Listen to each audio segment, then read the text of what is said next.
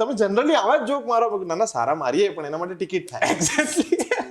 મેં સ્ટેજ ઉપર સોફો મૂકીને અડધો આડો પડીને પણ કાર્યક્રમ આપેલો છે 1.5 કલાકનો. કઈ જગ્યાએ? ટાગોર હોલ અમદાવાદમાં. આહા. કે યાર આ તો પેલો કપિલ શર્માના પ્રોગ્રામમાં આવે છે ને, હા એ મારો કાકાનો દીકરો ભાઈ થાય. એ જે ઘટના બની ગઈ કે જાણે કોરોના કાળના જાડા વુહા નેતી બાંધ છૂટ્યા ગામે ગામ માડે માડું થયા હક બાર ખાધું ચામાં ચીડ કોણે ચીનિયાનો બાપ જાણે ડુંગળી ખાતા નથી એમનો હું માં. આવું લાંબુ મેં સપાકરું. હવે સપાકરું શું કહેવાય, છપાકરું કેવી રીતે લખાય બધું સમજી કરીને લખ્યું, પણ આ ડાયરો ના આવડતો હોય તો મંડી પડ્યા જો. એટલે 22 વર્ષની ઉંમરે મને બેસ્ટ ક્રિએટિવ ટીચર ઓફ ગુજરાતનો એવોર્ડ મળ્યો. એટલો રાજી હતો, ઘરમાં કોઈ નથી ખબર કે એવોર્ડ લઈને આવશે આજે. અને હું લઈને ઘરમાં આવ્યો અને જેવું મેં ઘરમાં કીધું બધું એવોર્ડ મળ્યો છે એટલે પહેલું મારી મમ્મી તરત ઉમળકા ભેર બોલી કે પોતું માર્યું છે બહાર નીકળ. એટલે મેં મારા બહુ જ બધા ફ્રેન્ડ્સને મુંબઈથી દિલ્હીથી ઇન્વાઇટ કર્યા છે એવું કહીને કે અમદાવાદની ચા પીઓ ખાલી બોસ ને પછી ચા પીએ. મને પોતાને શરમ આવે અમદાવાદી હોવા પર, કારણ કે બીજું કોઈ પીવડાઈ નહીં શકતા આપણે. કેમ પીવડાઈ આયા એને. મેં જેટલા પણ પોપ્યુલર ચાની ખીટલીઓ છે બધી રોજ અલગ પ્રકારની ચા બનાવે છે. આજ મેં ઓલું પિક્ચર છે ને એમાં કાદર ખાનનું, આજ દુગ્ગલ સાહેબ ઇલાયચી વાળી ચાય બનાવી, આજ દુગ્ગલ સાહેબ આદુ અદરક વાળી બનાવી, એવું છે. એને પણ નથી ખબર હોતી શું બનાવવાનું છે આજે. એક અડધીમાં 2 પીવે ને એમાં રાજી થાય, એ છે અમદાવાદી. અને એ 5 આના પૈસા દેવા જપ્પા જપ્પી થાય, એ છે અમદાવાદી. કે વાતો જેની 100 કરોડથી નીચે ના સંભળાય. કે આપણા બાબાએ ફેક્ટરી કરી 200 કરોડની, તારી 250 રૂપિયાની ઉધારી બાકી છે. કે વાતો જેની 100 કરોડથી નીચે ના સંભળાય, એ છે અમદાવાદી. ને એ બંદાની ગલ્લા ઉપર ઉધારી પકડાય, એ છે અમદાવાદી. ને ખમણ ગાંઠિયા ભજીયા ખાતર કજિયા કરતો જાય, એ છે અમદાવાદી. ને ચા માટે તો આખું રામાયણ ભજવાય, એ છે અમદાવાદી. ને નાની અમથી વાતોમાં જે ઘણું બધું હરખાય, એ છે અમદાવાદી. ને તોય કોઈની મદદમાં સૌથી પહેલો જે દેખાય, એ છે અમદાવાદ. ક્યા વાત હે.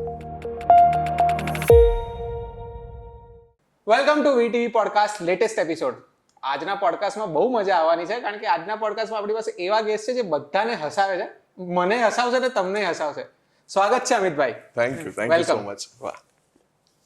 આપણે છે ને બહુ ઇન્ટ્રોડક્શનમાં ટાઈમ નહીં બગાડવો, થોડું હસાઈ જ દો ને શરૂઆતમાં. ક્યાં બાત હે. એટલે બહુ અદ્ભુત છે. તમે મને ફોન આવ્યો ને તમારો બહુ મજા પડી એટલા માટે, કારણ કે અમદાવાદની અંદર આ વિસ્તારની અંદર આવવાનું મારે બહુ ઓછું થતું હોય. હું બીજા વિસ્તારમાં રહું છું એટલે, પણ આ વિસ્તારમાં આવ્યો એટલે મને એકચ્યુઅલ અમદાવાદની ફીલ થઈ. અમદાવાદના 2 ભાગ છે, તમને બી ખબર છે, પશ્ચિમ અમદાવાદ અને પૂર્વ અમદાવાદ. બદનામ પૂર્વ અમદાવાદ છે, પણ વધારે ખરાબ પશ્ચિમ અમદાવાદ છે, કારણ કે એની ટ્રાફિક સેન્સ બી બહુ જોરદાર છે. એટલે આપણી જે બધી કહેવતો છે ને પેલી કે બાયડી વેચી બદામ, એ બધું એકચ્યુઅલી પશ્ચિમ અમદાવાદ માટે લખાયું હતું. અળવાઈ ગયા પોળ વાળા બધા. એટલે આ પ્રશ્ન મેં પેલું હસાવો એટલા માટે કીધું, તમે સ્ટેન્ડઅપ કોમેડી કરો છો, જ્યાં પણ જતા હશે ત્યાં બધાને એવી એક્સપેક્ટેશન હશે કે એરપોર્ટ પર મળી ગયા, કે રેલવે સ્ટેશનમાં મળી ગયા, કે ગેટ ટુગેધરમાં મળી ગયા, તો કેવી રીતે રિએક્ટ? એનું સોલ્યુશન એ છે કે એક એવો ખરાબ જોક, પકાઉ જોક અમે એને સંભળાવી દઈએ કે એને પોતાના પ્રશ્ન પૂછવા ઉપર પ્રશ્ન થઈ જાય કે હું એક્ઝિસ્ટ જ કેમ કરું છું, આવું થોડી હોય. એટલે પછી એ કે તમે જનરલી આવા જ જોક મારો, ના સારા મારીએ પણ એના માટે ટિકિટ થાય. એક્ઝેક્ટલી. આ અમદાવાદી પણ છે. અને તમે 7 વર્ષની ઉંમરથી કરો છો. હા. તો એ પહેલેથી આવા તોફાની જ હતા ઘરમાં? હા, તોફાની હતા. તમે સાચું બોલજો, તમારા પપ્પા બેઠા. પપ્પા બેઠા છે આજે, પાછું બાપા નહીં બોલાય, બેઠા છે એટલે સાચું બોલજો ને, લાઈ ડિટેક્ટર ટેસ્ટ અહીંયા જ થશે.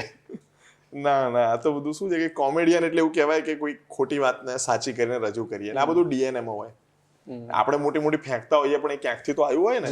એટલે બાપા બી મારા એવા જ, ઘરમાં બધા કલાકાર છીએ. મેં તમને વાત કરી પોડકાસ્ટ પહેલા બી કે મારા ઘરમાં બધા કલાકાર છે. એટલે ઘરનો માહોલ જ એવો છે કે બધું જ કન્ટેન્ટ ખબર જ હોય. મમ્મી પપ્પાની વાત આપણને કરતી હોય કે આપણે પપ્પાની વાત મમ્મીને કરતા હોય, તો અલ્ટિમેટલી બધાને ખબર છે કે આનું કંઈક કન્ટેન્ટ બનીને ક્યાંક રજૂ થવાનું છે.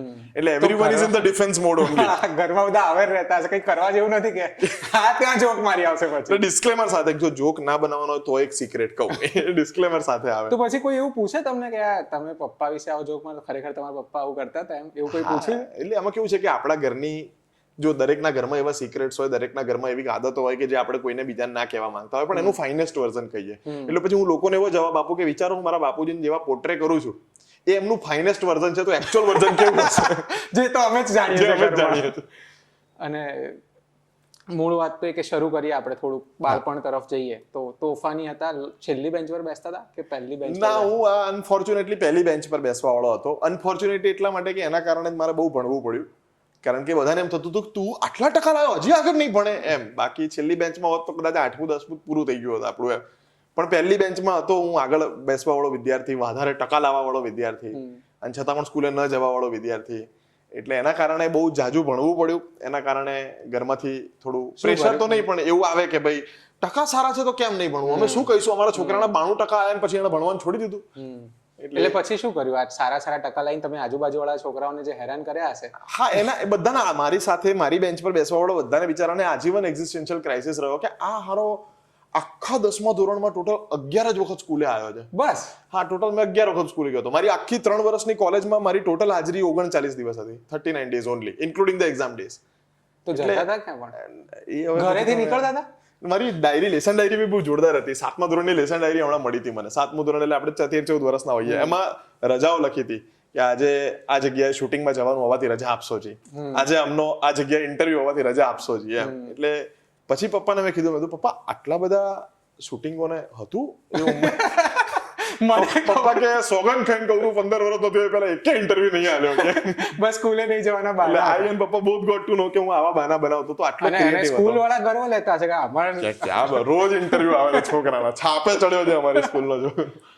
તો ગ્રેજ્યુએશન કેવી રીતે કર્યું, શેમાં કર્યું? મેં કમ્પ્યુટર એપ્લિકેશનમાં કર્યું. એટલે એન્જિનિયર હતા તમે? ના, એટલે અડધો હાફ એન્જિનિયર કહેવાય. એટલે આ બધા એન્જિનિયરો જ હોય છે જે બીજું બધું કામ કરે છે. હા, એ કોમેડીમાં જવા માટેનો ક્રેશ કોર્સ છે એવું છે કે you have to spoil your life four 3-4 years so that you can understand જીવનની શું વેલ્યુ હોય છે.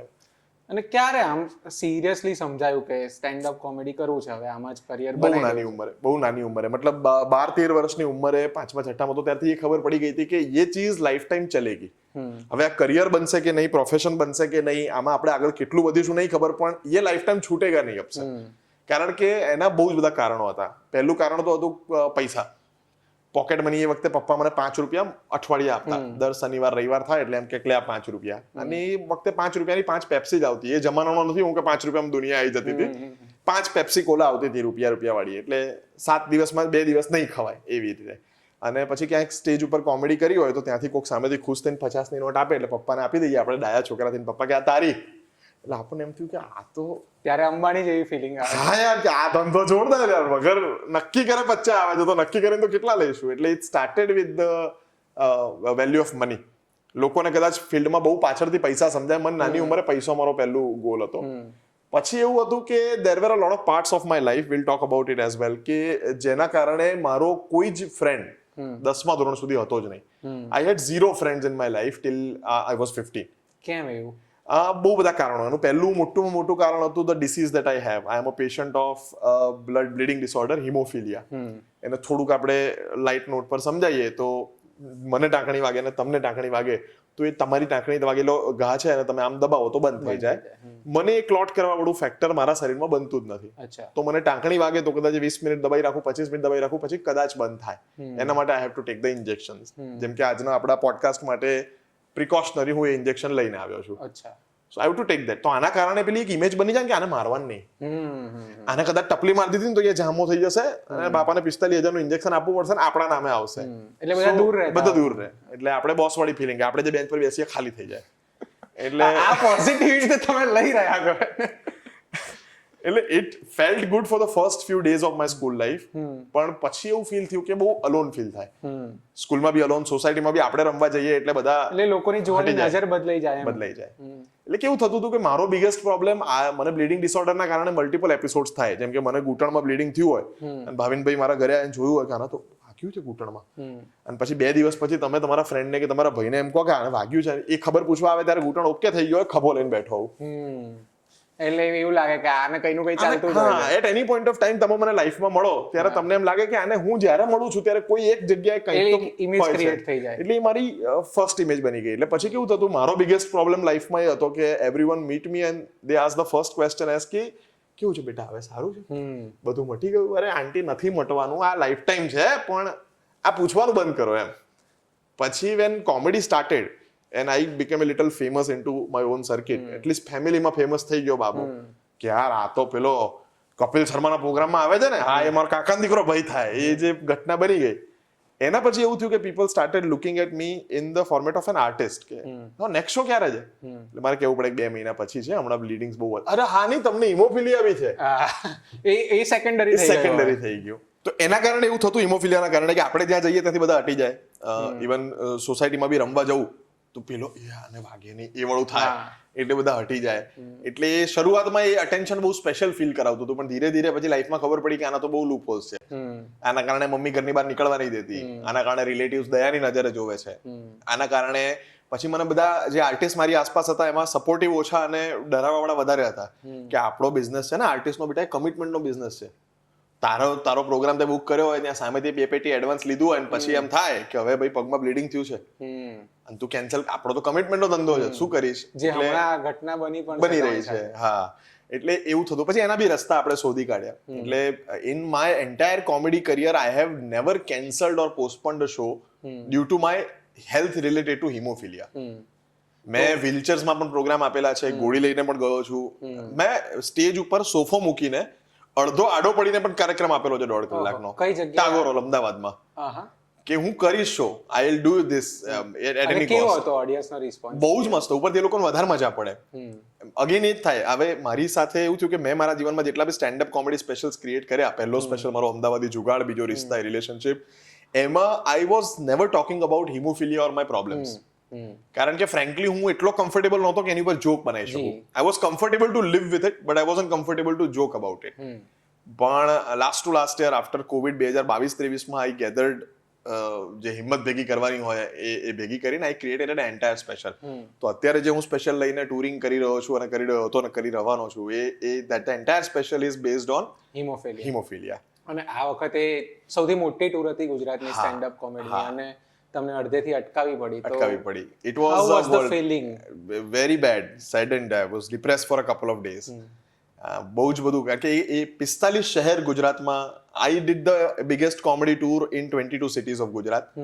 એના પછી ઘણી બધી ટૂર્સ થઈ પણ 22 સિટીઝનો માર્ક કોઈએ ક્રેક નતો કર્યો. And this time we wanted to double down the record so that આવનારા 2-3 ડેકેડ 5 ડેકેડ સુધી કદાચ આ ક્રેક ના થાય. So we did 44 cities in 45 shows.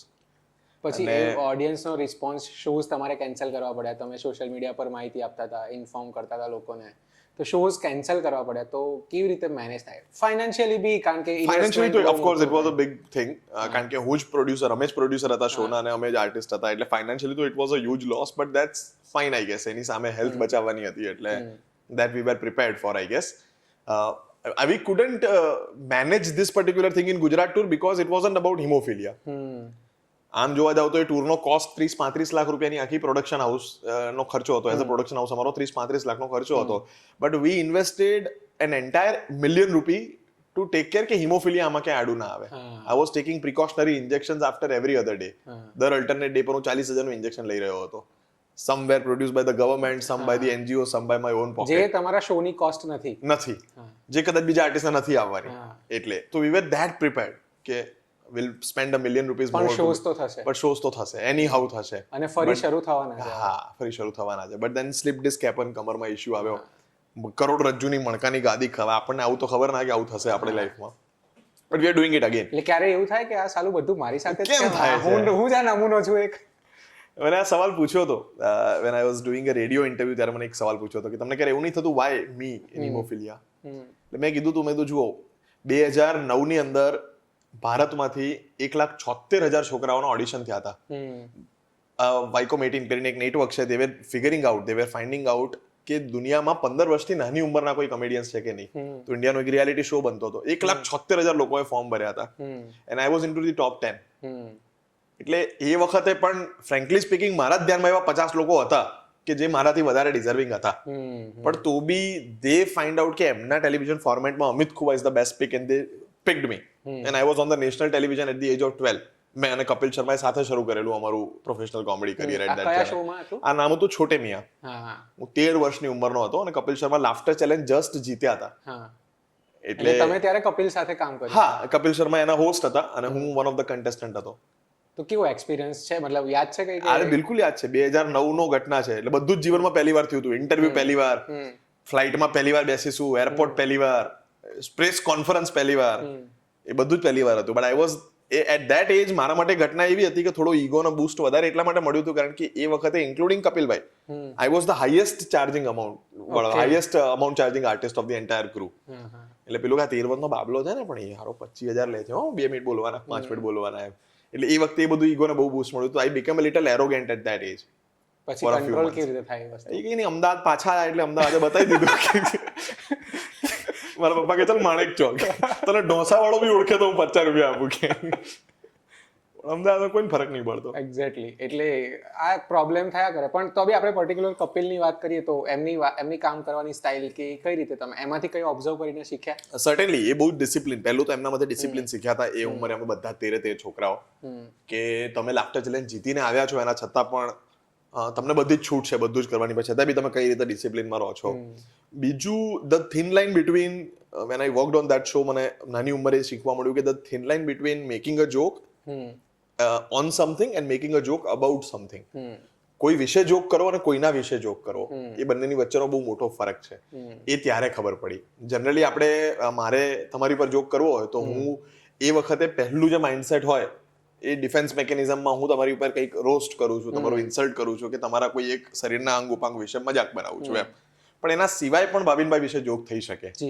એ ઘટના એ બહુ નાની ઉંમરે મને એમનાથી શીખવા મળી અને એ શો થી શીખવા મળી. એમાં અત્યારે બધાની લાગણીઓ બહુ જલ્દી દુભાઈ જાય છે. અરે આપણે જાડિયો કહીએ તો બોડી શેમિંગ થઈ જાય છે. તો ત્યારે સેફેસ્ટ પ્લેઇંગ આર્ટિસ્ટ. હા, એક્ઝેક્ટલી એવું જ પૂછું છું કે કઈ રીતે મેનેજ કરો છો, કારણ કે રોસ્ટિંગ અત્યારે સૌથી વધારે ચાલતો પ્રકાર છે. I do not do roast, I do not do political humor, no religious comedy, I do not joke about a personality. Crowd work પણ નથી કરતા. ક્રાઉડ વર્ક કરું છું તો એમાં પણ સામેવાળો વ્યક્તિ જે છે એના વિશે નહીં પણ એને ઉપર બનાવીને એ આપણાથી સુપીરિયર છે એવી રીતે ફીલ કરું. I do not punch down, I do not do ગાલી, cuss word, slang, double meaning joke, adult reference. એટલે આ cleanest comedian of the entire country. એટલે મેં તમને હમણાં પેલું ઓફ કેમેરા બી કીધું ને કે ગમ્મત ગુલાલનું અપગ્રેડેડ વર્ઝન હોય ને મારી જનરેશનનું, એમ એવી કોમેડીની ફીલ તમારી જોડે આવે. પણ ક્યારે એવું થાય કે તમે બહુ પ્રિપેર કરીને જોક કરી રહ્યા હોય, જોક લખવાની બી પ્રોસેસ હોય, ટાઈમ લાગતો હોય, રાઈટ, અને કોઈ હસે જ નહીં?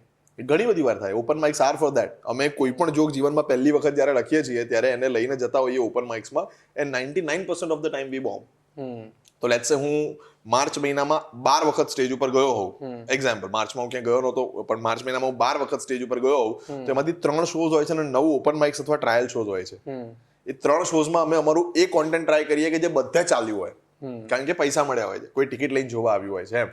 પણ એ 9 પ્રોગ્રામમાં અમે નવા જોક્સ ટ્રાય કરીએ અને 99% of the time the jokes fails. એટલે એ હ્યુમિલિએશન તો સહન કરવાનું જ છે લાઈફ ટાઈમ. એટલે ત્યાંથી પછી શો ને આગળ લઈ જવો કેટલો અઘરો હોય, કારણ કે કનેક્શન બન્યું હોય, તમે લોકોને હસાવતા હોય, પછી કોઈ હસે નહીં, કનેક્ટ તૂટી જાય. હા, ત્યાંથી તમે સેલ્ફ કોન્ફિડન્સ કેવી રીતે પાછો લાવીને પાછા લોકોને હસાવો? ઇટ્સ લાઈક આલ ઇઝ વેલ. મગજને ઉલ્લુ બનાવવાનું છે. ઇવન જે સ્પેશિયલ લાઈન નીકળ્યા હોય જે વર્ષોથી ચાલે છે અને પરફેક્ટ જોક્સ છે, એવું મારી સાથે કાઠિયાવાડમાં થયું હતું. હું જે જોક્સ બોલતો હતો એમાં હું ફેક કાઠિયાવાડી એક્સન્ટ સાથે આખો બીટ કરતો હતો. મને ખબર હતી કે આ ફેક કાઠિયાવાડી એક્સન્ટ છે, પણ મહેસાણાના લોકોને અને સુરતના લોકોને એમાં હસવાની બહુ મજા આવતી હતી. But when I got to Rajkot, હું એમુ ગઢવીમાં બપોરે 4 વાગ્યાનો, એક તો મેં રવિવારે બપોરે 4 વાગે એમુ ગઢવીમાં શો ગોઠવ્યો હતો. રાજકોટમાં ઊંઘવા તમારી હિંમતને સલામ દે. કૂતરા ઊંઘી જાય છે અને આનો શો કરવો છે. બટ એવી સરસ લોકો આવ્યા હતા. એમાં 1000માંથી 882 કે એટલે ટૂંકમાં 900 સીટો પેક થઈ હતી. પણ આઈ સ્ટાર્ટેડ વિથ કે મારી પાસે કાઠિયાવાડ રિલેટ કરી શકે ને એવા જોક છે. Let me tell you relatable content. મેં ચાલુ કર્યું ને પહેલી 20 મિનિટ મારું આમ સન્નાટો, કોકના બેસણામાં આવ્યા હોય ને લોકો એવા રિસ્પોન્સ સાથે. Producer is looking at me, અહીંથી મારા વાઇફ લુકિંગ એટ મી, શું કરવાનું આમાં? એટલે પછી એમાંથી બહાર આવવું બહુ મુશ્કેલ હોય છે. બટ પછી એવું થાય કે હાથ પગ મારવા પડે. અમિત કુવા ઉછળકૂદે કરે, મિમિક્રી બી કરે, બધું જે જૂના બધા તર્કશમાંથી તીર કાઢીને બધા ફેંકવાના હોય તો એને રિકવર કરવું બહુ મુશ્કેલ થઈ જાય, પણ થઈ જાય. If you have enough experience and enough confidence then it is possible to recover from any situation in comedy. અને આ કોમેડી માટેનું સૌથી બેસ્ટ વસ્તુ છે ઓબ્ઝર્વેશન. રાઈટ. તમારું ઓબ્ઝર્વેશન આટલું શાર્પ કઈ રીતે છે? એ બી ટ્રાયલ એન્ડ એરર છે. ફ્રેન્કલી, જેમ કે આપણે આ સ્ટુડિયોમાં આવ્યા તો અહીંયા 4 બોટલની બાજુમાં એક પર્ટિક્યુલર આજે લાફિંગ બુદ્ધા જેવું આપણે મૂકેલું છે. બરાબર? આ શું કહેવા માંગે છે? આ તમને ખબર હોય તો 4ના સેટમાં આવે છે, હે ને? 3 ખોવાઈ ગયા છે એટલે 4 બોટલ મૂકી દે પણ જોયું એ ના ખોવાય.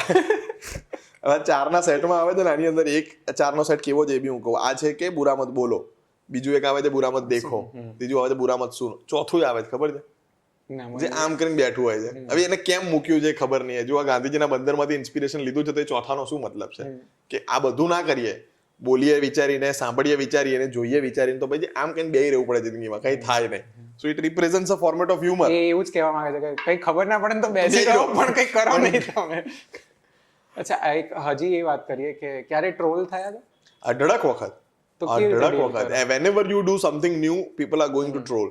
મેં કોવિડ જ્યારે આવ્યું હતું ત્યારે મેં કોરોનાનું સપાકરું લખ્યું હતું કે જાણે કોરોના કાળના જાડા વુહાનેથી બાંધ છૂટ્યા ગામે ગામ માડે માડું થયા હક બાર ખાધું ચામાં ચીડ કોણે ચીનિયાનો બાપ જાણે ડુંગળી ખાતા નથી એમ નો હોવા. આવું લાંબુ મેં સપાકરું. હવે સપાકરું શું કહેવાય, છપાકરું કેવી રીતે લખાય બધું સમજી કરીને લખ્યું, પણ આ ડાયરો ના આવડતો હોય તો મંડી પડ્યા જો.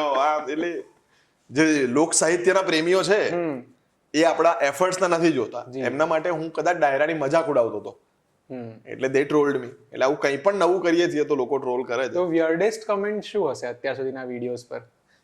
બહુ જ વાંચો છો તમે કમેન્ટ? હા, હું બધી જ કમેન્ટ વાંચું છું, બધા જ ડીએમ્સ વાંચું છું. એટલે હવે કમેન્ટ કરવાનું ધ્યાન રાખજો. હા, અને રોજ ડિપ્રેસ થઈને હોઈ જાઉં છું. પણ આ સાંભળવું મને થોડું આમ વિયર્ડ લાગે છે. એટલે કદાચ મારા સિવાય બધાને વિયર્ડ લાગતો હશે કે જે માણસ બધાને હસાવે છે એને પણ ડિપ્રેશન આવે છે. આવે જ તો જે હસાવે. See it's more of like કે તમે જો લાફ્ટરની વેલ્યુ નહીં સમજતા તો તમે લાફ્ટર ક્રિએટ નહીં કરી શકો. એક જોક ક્રિએટ કરવો એ કોઈના પણ માટે બહુ જ નોમિનલ વાત હોય કે ભાઈબંધો ચાર ઉભા તને એક જોક ક્રિએટ કરી દો. They don't understand the value of making someone smile. So if you have gone through the pain then you understand the value of smile. બાકી જરૂરી નથી બધા કોમેડિયન દુખી જ હોય, પણ એને દુઃખ તરત દેખાય કારણ કે એને મુસ્કુરાટનો અમને બહુ જલ્દી દુખી થઈ જાય. શાહબુદ્દીનભાઈ હંમેશા એવું કહે છે કે હાસ્ય હંમેશા કરુણામાંથી બહુ જલ્દી. શાહબુદ્દીન રાઠોડ સાહેબનો એક શો અમે પ્રોડ્યુસ કર્યો હતો એટ કેફે કોમેડી, અને એમાં અમે સાહેબને ઇન્વાઇટ કર્યા હતા એઝ એન આર્ટિસ્ટ. તો એમના થોડા કિસ્સા બે કહું, બહુ મજા પડશે.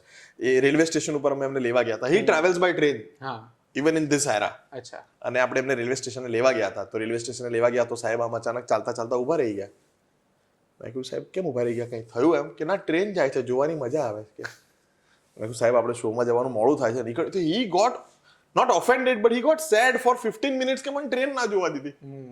એટલે મને એમ થાય કે સાહેબ આમાં દુખી કદાચ એવું બને કે મોટી ઉંમરે બચપણ પાછું આવે એવું કે ના, કે મારે કંઈક કરવું હતું જીવનમાં, મારે કંઈક કરવું છે, કરવા માટે તો મેં આ ફિલ્ડ ચૂઝ કર્યું છે એમ. અને you can't stop me at doing something. એટલે we had to return the car. અમે પાછા રેલવે સ્ટેશન ગયા. નવી એક ટ્રેન આવી, એની રાહ જોઈને એમને જોવડાઈ ટ્રેન કે સાહેબ તું જોઈ લો એમ, ટ્રેન નકર શોમાં મજા નહીં આવે. એટલે what I M trying to say is that કે આર્ટિસ્ટ જે લોકોને હસાવે છે, જેમ કે તમે બહુ જ સારા ડાન્સર હો ને તો તમને કોઈ ઊભું થવાની સ્ટાઇલમાં બી લચક સાથે ઊભું ના થાય તો તમને નોટિસ થાય કે લચક નહોતી, પણ એ લચક સાથે ઊભું થવાનો ટ્રાય બી નહોતો કરતો મારા પછી, એવું આપણે ના સમજીએ. તો જે વસ્તુ તમે કરો છો એ તમને બહુ જલ્દી ઓબ્ઝર્વ થાય. So if you are making someone smile you immediately understand your and other people's sorrows કે આ દુઃખમાં છે. હવે તમે જે રીલ્સ બનાવો છો એમાં પૂરો ભપકાઈ ગયો કે ત્રિકમભાઈ ત્રિકોણ વાળા આ જે વર્ડ પ્લે કરો છો એ કેવી રીતે આવે છે? એમાંથી બહાર આવું છે હવે. I am very good at it but now it has been મજા આવે છે એમાં. મતલબ મને તો પર્ટિક્યુલરલી બહુ મજા આવે છે. એટલે it started with an addition of my content કે હું મસ્ત ફની લખું છું અને પછી આમાં કરું છું, પણ નીચે 1000 કોમેન્ટ આવી હોય ને એમાંથી 22 કોમેન્ટ જ એવી હોય કે કન્ટેન્ટ સારું છે કે મજા આવી. બાકીની 800 ઉપર કોમેન્ટમાં એ જ લખેલું હોય છે કે પેલું ત્રિકમ ત્રિપાઈ ગયો એનો ભાવનગર વાળા ભૂરાભાઈ, બાબુ કાકા બનાસકાંઠા વાળા, એ બહુ મજા પડે છે. એટલે મને એમ થાય આ જ ગમે છે. Then I tried a couple of videos કે જેમાં કશી જ મહેનત નથી. મતલબ 3 મિનિટમાં લખ્યો, 1 મિનિટમાં શૂટ કર્યો અને 7 મિનિટમાં એડિટ કરીને મૂકી દીધો. And that got more views than my creative content. એટલે મને એવું થાય છે કે I am attracting the wrong audience. તો મેં ઘણા સમયથી એ બંધ કર્યું પછી કરવાનું. My entire Instagram journey is motivated by my wife. જ્યારે એ મારી લાઈફમાં આવ્યા ત્યારે યુટ્યુબ પર હું મિલિયન્સમાં હતો, પણ ઇન્સ્ટાગ્રામ પર મારા 2,500 ફોલોઅર હતા. સો ઇઝ લાઈક તમે જે ઓડિયન્સને અટ્રેક્ટ કરવા માંગો છો અહીંયા છે ને અહીંયા તમે કંઈ કરતા નથી. એટલે પછી શી આસ્ક મી, મારા 4 દિવસ એમણે લીધા, 3 દિવસ, અને 50 રીલ્સ અમે શૂટ કરી and she planned it, edited it and put it on content. So it's her ideology, જેના કારણે અમે એમાં ગયા. ઇન્સ્ટાગ્રામનું ઓડિયન્સ જે છે ને એ કેવું છે ખબર છે? હું યુટ્યુબ પર 2007 થી કામ કરું છું, પણ ઇન્સ્ટાગ્રામ પર એક ત્રિપાકીઓ ત્રિકમ જોઈ જાય આપણને, પછી આપણને કોમેન્ટમાં કરે કે તમે સ્ટેન્ડ અપ ટ્રાય કરો ને, બહુ મસ્ત કરે.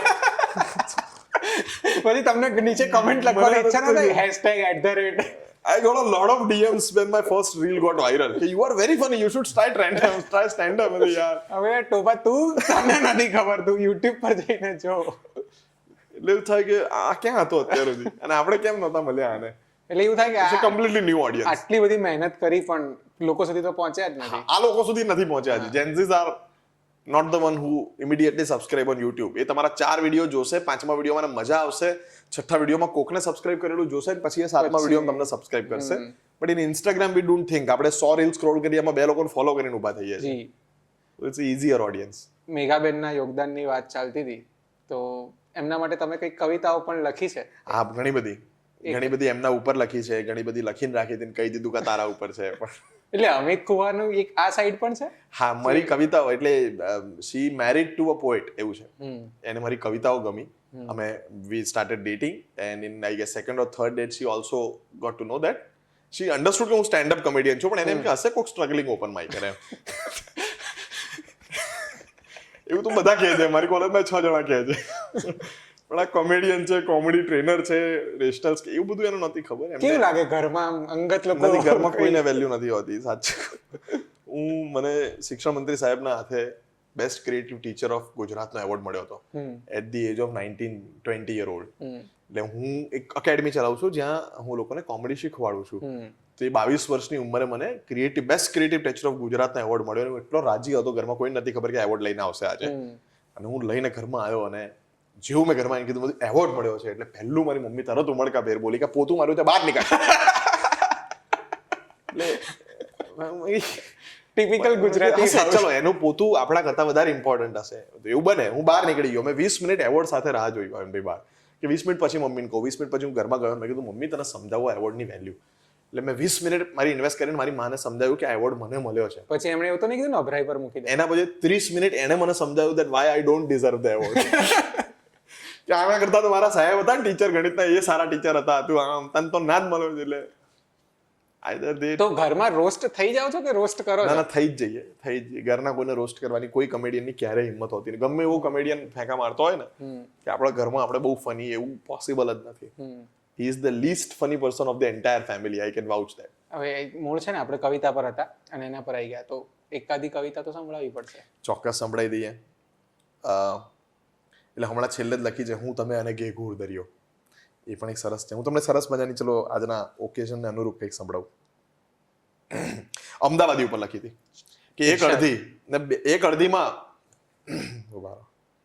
વર્ષો પહેલા લખી હતી. કવિતાઓ તમે યાદ કરાવો. આમાં એવું છે, કવિતા યાદ કરવામાં ભાવિનભાઈ પ્રોબ્લેમ શું થાય છે કે કવિતા એવી યાદ કરવાની છે કે જે જોઈને કોઈની યાદ ના આવે, કોઈને આપણી યાદ ના આવે, ઘરેથી કોઈને કઈ યાદ ના આવે, બધું સેટલ થયેલી લાઈફમાં કઈ ઉથલ પાથલ ના થાય. હા, અમદાવાદી ઉપર, એમાં કોઈના વિશે કઈ નથી. કે એક અડધીમાં 2 પીવે ને એમાં રાજી થાય, એ છે અમદાવાદી. અને એ 5 આના પૈસા દેવા જપ્પા જપ્પી થાય, એ છે અમદાવાદી. કે વાતો જેની 100 કરોડથી નીચે ના સંભળાય. કે આપણા બાબાએ ફેક્ટરી કરી 200 કરોડની, હવે તારી 250 રૂપિયાની ઉધારી બાકી છે. કે વાતો જેની 100 કરોડથી નીચે ના સંભળાય, એ છે અમદાવાદી. ને એ બંદાની ગલ્લા ઉપર ઉધારી પકડાય, એ છે અમદાવાદી. ને ખમણ ગાંઠિયા ભજીયા ખાતર કજિયા કરતો જાય, એ છે અમદાવાદી. ને ચા માટે તો આખું રામાયણ ભજવાય, એ છે અમદાવાદી. ને નાની અમથી વાતોમાં જે ઘણું બધું હરખાય, એ છે અમદાવાદી. ને તોય કોઈની મદદમાં સૌથી પહેલો જે દેખાય, એ છે અમદાવાદી. ક્યા વાત હે, બહુ અદ્ભુત છે. કવિતાઓ લખવાનું મેં એવું શરૂ કર્યું હતું કે હું જે વસ્તુ ઉપર કોમેડી લખવાનું 2 કલાક ટ્રાય કરું છતાંય કઈ ના સૂજે, તો પછી એમ થાય આમાં કઈ નહીં થાય, તો એની કવિતા બનાવી દઉં. પબ્લિશ કરવાની છે કે not really. My wife runs a startup named writerpreneur, કે જે નવા કવિઓને, નવા કલાકારોને એમની પુસ્તક પબ્લિશ કરવાનું કહે છે. એટલે હવે હું જો કરું પબ્લિશ કિતાબ, તો મારે એમના થ્રુ કરવાની રહે. અને એમના થ્રુ કરવાની રહે તો એક પ્રોસેસમાં બેસવું પડે ભાવિનભાઈ, કે આ કવિતા ક્યારે લખાઈ હતી, કોના વિશે લખાઈ હતી, આમાં આ શહેરનો ઉલ્લેખ કેમ છે, કોની ભ્રમર મોટી હતી. એટલે એટલી બધી હિંમત નથી હવે. એટલે 3 વર્ષથી ટાળતો આવ્યો છું ને હવે 30 વર્ષ ટાળવું છે. એટલે 30 વર્ષથી તમે પાછી લિમિટ નક્કી કરી દીધી છે કે 30 વર્ષ પછી? હા, એટલે પછી લગનના 25-30 વર્ષ પઈ જાય પછી તો એમ થાય કે હવે શું, જેટલી જિંદગી નીકળી. એવું ઘરમાં બી અમુક દાખલા જોતા હોય કે ટેવાઈ ગયા હોય એકબીજાથી. ઘરમાં એટલે મારા બા ને બાપુજી ડેટ કરતા તો 3જી ડેટ થી આગળ ના જતા, હું લખીને આપું. એટલે સારું થયું કે કન્સેપ્ટ નહોતો, નહીં તો આપણે બધા આવતા નહીં. તો હું આવતો જ નહીં, તો દુનિયાને અમિત ખુવા કેવી રીતે મળે. બહુ મજાની આપણે ખાસી હસી મજાકની વાતો થાય છે, પણ મને હજી જાણવામાં રસ છે હિમોફેલિયા વિશે, કારણ કે તમને બહુ નાની ઉંમરથી છે, એની સાથે ડીલ કરીને તમે કંઈક અચીવ કર્યું છે. તો આખી પ્રોસેસ, કારણ કે બાળપણમાં તમે અવેર થઈ ગયા હતા કે આ મને કંઈક પ્રકારની તો બીમારી છે જે મને ભવિષ્યમાં ક્યાંક નડી શકે છે, તો મેન્ટલ સ્ટેટસ શું? તો આપણે આગળ વાત કરી, પણ થોડું અલગ રીતે મારે એને સમજવું છે. એટલે કેવું છે કે કોઈ પણ વસ્તુનો ડીલ કરવાના રસ્તા હોય. જેમ કે આપણે જોતા હોઈએ કે કોઈ માણસ આપણી જ ફિલ્ડમાં બહુ જ સક્સેસફુલ થઈ ગયું છે, તો આપણી પાસે એવા એક્સક્યુઝીસ હોય કે એની જીવનમાં આવી તકલીફો નહીં હોય જે મારા જીવનમાં હતી. But when we meet that person, when you meet your heroes, then you understand કે આના જીવનમાં કંઈક ડિફરન્ટ લેવલ પર બહુ મોટી તકલીફ હતી. તો એણે એના આઉટકમમાંથી બહાર આવ્યા જ. એટલે મને બહુ નાની ઉંમરે એક વસ્તુ પપ્પા દ્વારા સમજાવવામાં આવી, બીજા આસપાસના લોકો દ્વારા સમજાવવામાં આવી, everything is manageable, you figure it out. જ્યારે મને નાનપણમાં હિમોફિલિયા છે એવી ખબર પડી મમ્મી પપ્પાને, ત્યારે there was no medicine available for this entire. એટલે લોહી નીકળે તો દબાઈને બેસી રહેવાનું, 4 દિવસે બંધ થાય, 4 મહિને બંધ થાય, there is no medicine for it. એટલે એ બહુ મોટી ઘટના હતી. દેન દે ફિગર્ડ આઉટ કે આપણા લોહીમાં એક તત્વ ખૂટે છે, તો ફ્રેશ બ્લડ ચડાવો. હવે લોહી ચડાવવાથી મટે છે, પણ એના માટે એવું હોય કે લોહી ચડાવો એટલે 8 દિવસે આપણને મટે, અને 8 દિવસે મટે ત્યાં સુધીમાં આપણે નાની ઉંમરના હોઈએ એટલે પાછા ઘૂંટણે અથડાયા હોઈએ, એટલે પાછા બીજા 8 દિવસ. It was a constant process of getting hospitalize forever. એટલે મેં તો આ તો મેનેજેબલ નથી થતું એમ. પછી હું ધીરે ધીરે મોટો થયો એટલે we figured out the ways. Mumbai, Delhi, Bangalore, United States, આની શું દવાઓ શોધાઈ રહી છે, how can we get that into Ahmedabad. So my father got active into an NGO who is working for the hemophilia patient. The name is Hemophilia Society, Ahmedabad chapter. તો એમાં પછી ઇલાજો શોધાયા. So currently after so many different stages of the medicine of hemophilia, અત્યારે એવું છે કે એક ઇન્જેક્શન મળે છે 2 ml નું હોય, 2 ml, કે જે હું લગાવું તો within a few minutes or within a few hours A bleeding stop થઈ પણ જાય. એ કેટલાનું હોય? And now that is very costly. મતલબ મારી એજ અને મારા વજન પ્રમાણે અત્યારે જે એક ડોઝ મને મળે એ 42,000 નો પડે. અને એ તમારે કેટલા દિવસે લેવો પડે? 24 કલાક એની અસર રહે. જેમ કે અત્યારે મને વાગે છે અને મેં લીધું છે, તો 24 કલાક સુધી મને હિમોફિલિયા નથી. એટલે રોજે રોજ લેવાનું કે વાગે ત્યારે જ લેવાનું? આઈડિયલી વાગે ત્યારે લેવાનું.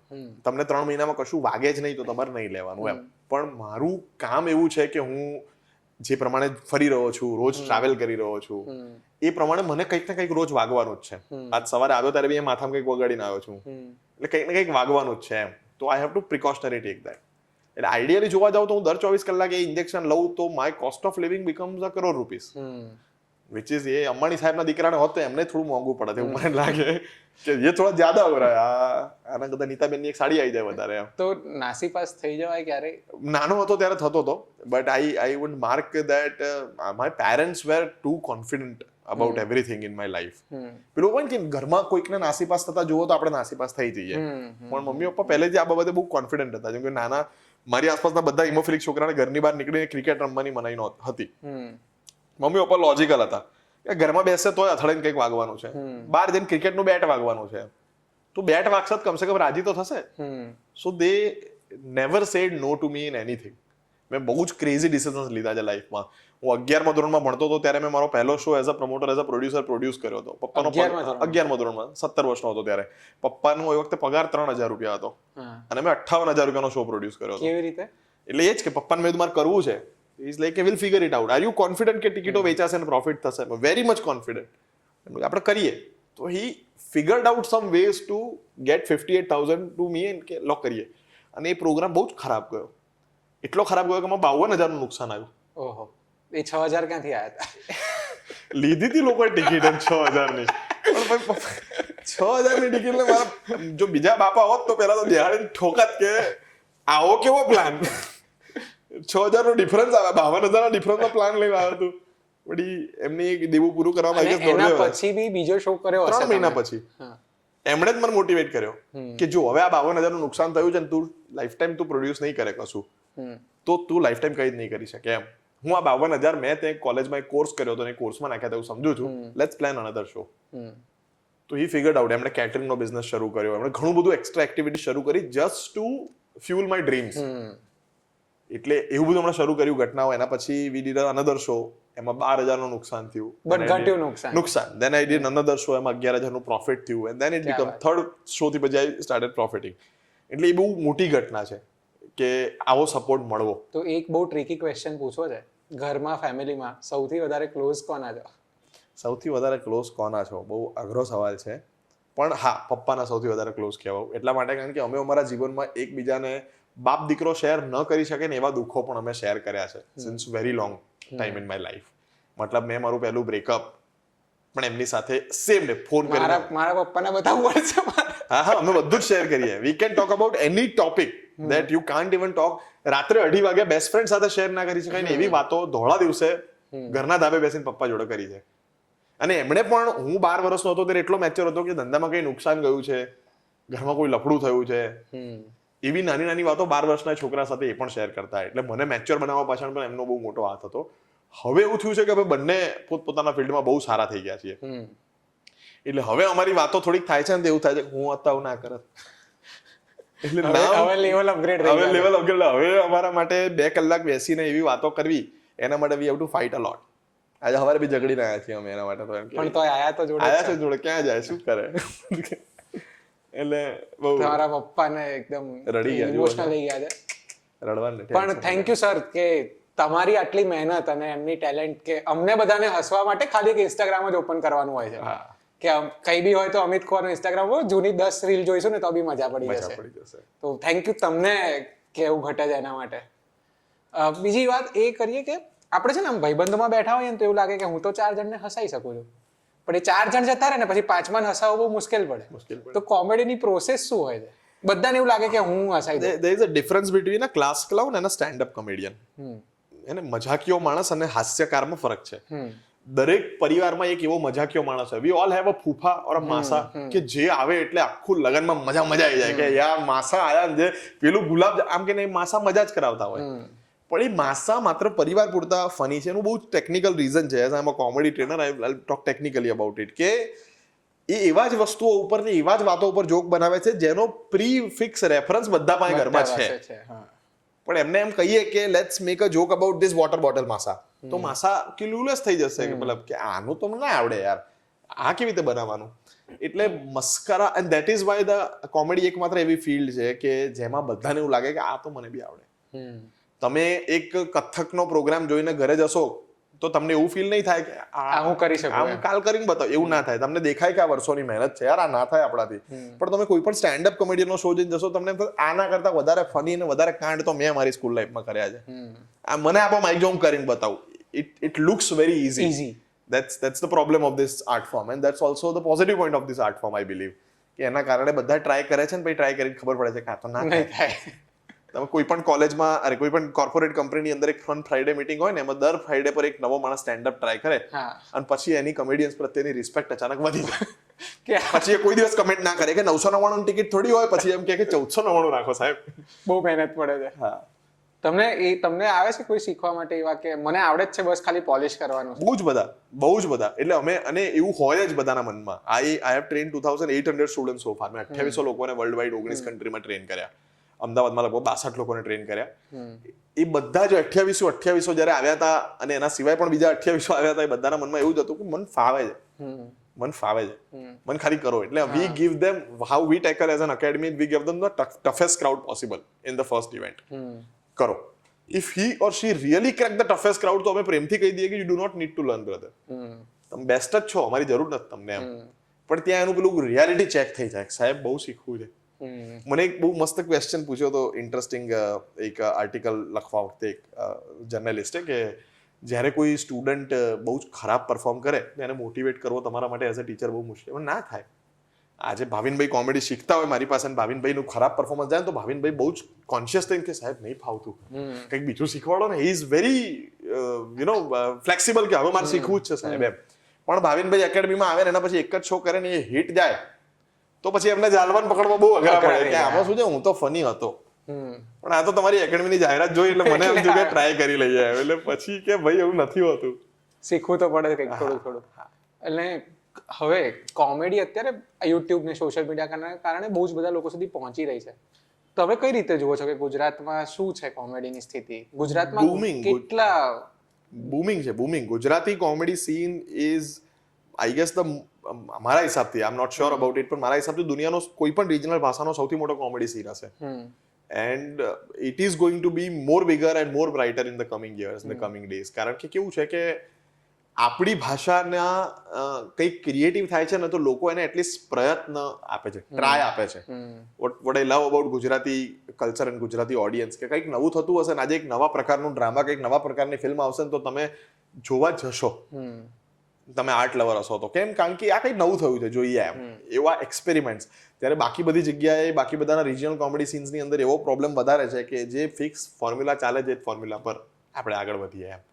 એટલે આઈ લવ અબાઉટ, એટલે ગુજરાતી કોમેડી સીન વધારે બૂમ કરશે. એટલે કોમ્પિટિશન છે અત્યારે. ડુ યુ ફીલ કે આ ફિલ્ડના અમુક 10-12 લોકો છે મેં લિસ્ટ બનાવ્યું હતું એક દિવસ, લાસ્ટ યર જ બનાવ્યું હતું, એના પછી વધ્યા હોય ઓબ્વિયસલી વધ્યા જ હશે, પણ લાસ્ટ યર અમે એક લિસ્ટ બનાવ્યું હતું. અમે અમારા બધા જ રિસોર્સિસ લગાવીને અમારી આખી ટીમે 7 દિવસ ઇન્વેસ્ટ કરીને કે ગુજરાતમાં કેટલા કોમેડિયન્સ છે જેને મોર દેન 15 ટાઈમ સ્ટેજ પર પરફોર્મ કર્યું એને ગણવાનો. 15 વખત તમે કંપનીમાં પરફોર્મ કર્યો તો બી તમને ગણવાનો. તો 261 જણા થયા. 261 જણા. There are 261 comedians who have tried comedy on stage for more than 15 times. અને એમાંથી 180 અમારા વિદ્યાર્થી હતા. એટલે હવે એમ થાય કે 5.5 કે 6 કરોડ લોકોને હસાવવા માટે 261 જણા તો it's the least number. I get my manager get at least 300 calls every week. અમારે કોમેડી કરવી છે, અમારે શો કરવો છે, અને એ 300 કોલમાંથી જે બી વર્કઆઉટ થાય, જો હું બધા જ શો લેવા માંડું બધી જ રીતે અવેલેબલ હોઉં તો 30 દિવસ મારી પાસે શો હોય ને હોય જ, એમાં કોઈ જ મીન મેક નથી એમ. પણ પછી કન્ટેન્ટ પણ એટલું નવું જોઈએ. That's the beauty of the corporate shows, અને કે એમાં નવું ઓડિયન્સ મળવાનું છે ને. દરેક કોમેડિયન જે પ્રોફેશનલી કામ કરે છે એની પાસે 2 પ્રકારના કન્ટેન્ટ હોય. એક એ જે ઓનલાઈન અપલોડ કરે છે અને બીજું એ જે લાઈવ શોમાં પરફોર્મ કરે છે. We can't perform the same stuff in live show which is already there on YouTube. કારણ કે લોકો સાંભળી ચૂક્યા છે. જ્યારે અમે લાઈવ શોમાં એ કન્ટેન્ટથી બોર થઈ જઈએ તો પછી એને અમે યુટ્યુબ કે કોઈ સ્ટ્રીમિંગ પ્લેટફોર્મને આપી દઈએ કે હવે આ રિટાયર થયું કોન્ટેન્ટ એમ. તો ક્યારેય એવું થાય છે કે હવે બહુ ગુજરાતીમાં ખાસી બધી જગ્યાએ પહોંચાઈ ગયું છે તો હિન્દીમાં પણ ટ્રાય કરીએ? Now is a high time. I am currently this is like I guess the first time આવું કંઈક અમે ડિક્લેર કરીએ છીએ કે now is the high time and my team is entirely working on. I have started working on my first stand-up special which is in Hindi ભાષા, and my team has started working on developing it and planning a lot of shows out there. તો હવે મારું Hindi career એવું કહેવાય કે 2024 માં start. તો Amit ખુવાનું routine શું છે? કેવી રીતે પહેલો થોટ આવે કે આના પર એક ચંક લખાશે, આના પર એક સ્કીટ લખાશે? એના માટે કોઈ રૂટીન ફ્રેન્કલી નથી મારું. મતલબ એવું થયું છે કે મને અત્યારે કંઈક સૂજે આ વાતોમાં, અને હું આજની બધી જ મીટિંગો પોસ્ટપોન કરીને ઘરે જઉં 4 દિવસ સુધી એ જ કામ કરી રહ્યો છું. એટલે ઇટ્સ મોર ઓફ ઇન્સ્ટિંક્ટિવ. હું એટલો ડિસિપ્લિન્ડ આર્ટિસ્ટ નથી એટલીસ્ટ રાઇટિંગમાં કે રોજ 2 કલાક બેસવાનું લખવાનું. એઝ અ ટ્રેનર હું બધાને સલાહ આપું છું કે રોજ તમારે એક ફિક્સ સમય બેસીને લખવું છે, પણ એ મારથી જ ફોલો નથી થતું. હું બહુ જ ઇન્સ્ટિંક્ટિવ આર્ટિસ્ટ છું. ઇનિશિયલ સ્ટાર્ટ કરવા માટે એ વસ્તુ બેટર છે કે એટલીસ્ટ લખવાનું શરૂ કરો. તમે એવું વેઇટ કરો કે મને ફની આઈડિયા આવશે ને પછી હું લખવાનું ચાલુ કરીશ, તો 12 મહિના ફની આઈડિયા આવે જ નહીં. તો 12 મહિના કઈ લખાય જ નહીં. અને આવે પણ ત્યારે એવું થાય કે હજી બરાબર નથી, હજી કઈ કાંથી સારું આવશે. એટલે આઈ follow my instinct immediately and I provide time to my instinct, enough time to write a bit about it. જેમ કે વચ્ચે જ મેં આખા 6 દિવસ ઇન્વેસ્ટ કર્યા હતા. મને 6 દિવસના એન્ડ પર મારી પાસે 20 મિનિટનું કોન્ટેન્ટ હતું. મેં એના 20 ઓપન માઇક્સ કર્યા. Now I have a 15 minute tight content જે મેં એક વીકમાં કર્યું. જેના માટે કોન્ફિડન્ટ છે, જેના માટે હું કોન્ફિડન્ટ છું કે આ તમને દુનિયાના કોઈ બી ખૂણે જે ગુજરાતી સમજતો માણસ સામે બેઠો હશે તો એની આંખમાંથી પાણી નીકળે એટલું હસાઈ શકીશ. એક અમિત ખુવાની એક ઇમેજ છે કે અમિત ખુવા પાક્કા અમદાવાદી છે. હા, 100% છે. તો કયા best spots Amit Khuva suggest કરશે અમદાવાદીઓને જમવા જવા માટે? આ જે ફેમસ છે એમાંનું એકે નહીં. નથી જ જોઈતું. Manek Chowk is most overrated place of Ahmedabad. I humbly believe. ત્યાં ખાલી જામુન શોટ પીવા જઉં છું હું રાતે. બાકી બહુ બધા સરસ જગ્યાઓ છે અમદાવાદમાં કે જે અનએક્સપ્લોર્ડ છે અથવા વેરી લેસ એક્સપ્લોર્ડ છે. આપણે સાંભળ્યું બહુ વાર છે કે હા પણ આપણે ગયા નથી કાં તો બહુ ઓછા. જેમ કે Sundarvan is a place that I love. હું મારા ઘણા બધા મહિનાઓમાં એવા અઢળક દિવસો હોય છે કે જેમાં હું મારો મોસ્ટ ઓફ ધ ટાઈમ સુંદરવનમાં સ્પેન્ડ કરું છું. ઇસ્કોન મંદિર પાસે અમદાવાદમાં એક જગ્યા છે. It's a beautiful place. ચોડાફળી અમદાવાદમાં 5 જગ્યાની બહુ જ પોપ્યુલર છે. મને ભાવે છે અને 5 જગ્યાએ બહુ જ ખરાબ મળે છે. એટલે આઈ પ્રિફર કે હું રસ્તામાંથી એક માણસ નીકળતો હોય અને લારી હોય એની ચોડાફળી વે બેટર હોય છે જે 5 પોપ્યુલર જગ્યાઓ છે એના કરતા. અમદાવાદમાં સારી ચા મળવી એ પણ બહુ જ મોટી અને બહુ જ દુર્લભ ઘટના છે.